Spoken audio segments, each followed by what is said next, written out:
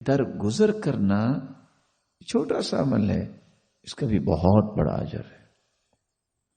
سیدنا ابو بکر صدیق رضی اللہ تعالی عنہ مصطح بن اثاثہ اس کا لگان لگایا ہوا تھا، اس کا خرچہ دیا کرتے تھے۔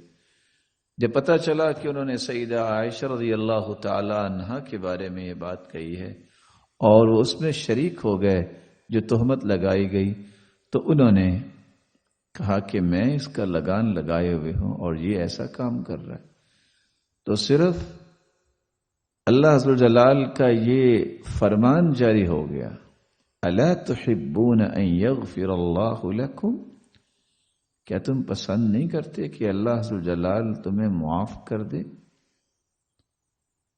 تو سیدنا ابوبکر صدیق رضی اللہ تعالیٰ عنہ کہنے لگے کہ میں کبھی بھی اس کا لگان روکوں گا نہیں۔ اور قرآن مجید میں اللہ عز و جلال نے اس کا اجر کتنا بڑا بیان کیا، وَسَارِعُوا إِلَى مَغْفِرَةٍ مِّن رَّبِّكُمْ وَجَنَّةٍ عَرْضُهَا السَّمَاوَاتُ وَالْأَرْضُ أُعِدَّتْ لِلْمُتَّقِينَ الَّذِينَ يُنفِقُونَ فِي السَّرَّاءِ وَالضَّرَّاءِ وَالْكَاظِمِينَ الْغَيْظَ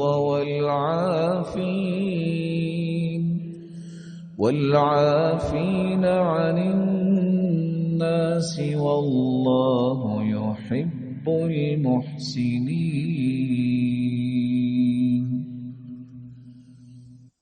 اللہ کی مغفرت، اللہ عز و جلال سے مغفرت لینے اور جنت حاصل کرنے کی طرف جلدی کرو۔ کتنی بڑی جنت، عرضها السماوات والارض، جس کا عرض جو ہے وہ زمین و آسمان جتنا ہے۔ اللہ نے متقین کے لیے اسے تیار کیا ہے، وہ جنت تیار کی گئی ہے متقین کے لیے، اور متقی وہ ہوتے ہیں جو تنگی ترشی میں اور خوشی میں خرچ کرتے ہیں اور غصے کو پی جانے والے ہوتے ہیں اور لوگوں کو معاف کرنے والے ہوتے ہیں، اور اللہ ایسے احسان کرنے والوں کو پسند کرتا ہے۔ یہ محسنین ہیں جو معاف کرنے والے ہوتے ہیں، غصہ پی جانے والے اور صدقہ کرنے والے ہوتے ہیں۔